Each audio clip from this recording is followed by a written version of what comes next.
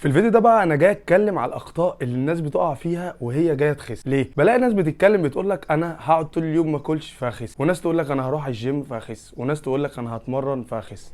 يا جماعه الخسسان ولا بالجيم ولا بالتمرين ولا بان انت ما تقعدش تاكل خالص. الخسسان ده هو اسلوب حياه. اسلوب حياه ازاي؟ ان انت بتبقى متعود ان انت تعمل الحاجات دي كل يوم، مش بس عشان اخس هروح الجيم، فانا رحت الجيم خلاص هقعد شهر اتنين اخس وخلاص هرجع اقوم سايب الجيم. انا مثلا ما اقعدش اكل خالص لغايه لما اخس، وبعد ما اخس ارجع اكل تاني فزيد تاني. الموضوع مش كده خالص. الموضوع ان انت لما تيجي تخس او ما تيجي تظبط نفسك او ما تيجي تظبط جسمك لازم أن تكون حابب الموضوع. لازم تكون حابب انت بتعمل ايه. يعني ايه الكلام ده؟ يعني مثلا انت بتاكل في الطبيعي 3 وجبات في اليوم، كل الثلاث وجبات عادي، بس الفرق بدل ما انت بتاكل في الثلاث وجبات حاجات بتضرك وحاجات بتزود وزنك، هتاكل في الثلاث وجبات حاجات بتفيدك. زي ايه؟ انت مثلا في الفطار في العادي كلنا بننزل نقوم ضاربين فول وطعميه ونديها، وايه بقى بتاكل لك ممكن رغيفين ولا حاجه.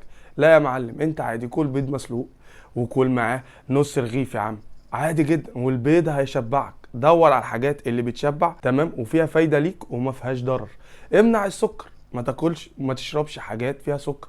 الحلويات بدل ما انت ما شاء الله كل ما انت معدي كده رايح جاي رايح جاي تضرب في بسبوسه وكنافه وبتاع، ما تاكلش الحاجات اللي بتاذيك. انت وانت بتشرب شاي او انت في اليوم لو شربت لك 3 كوبايات شاي على معلقتين سكر 3 معالق سكر هتخرب لك الدنيا. لا يا معلم، ما تشربش نص معلقه سكر، ابداها بمعلقه سكر وبعد كده نص معلقه سكر، واحده واحده هتلاقي الدنيا ماشيه. انا طالع بتكلم في الفيديو ده مش عشان اكرهك في اللي انت بتعمله، اعمل رياضه، بس الرياضه دي يبقى هدفها عشان انت بتطور من نفسك، عشان انت عاوز تظبط حياتك، مش عشان تخس. لان انت هتخس فهتقوم سايب الرياضه هترجع تتخن تاني. هتعمل تمرينات هتخس هتسيبها هترجع تتخن تاني.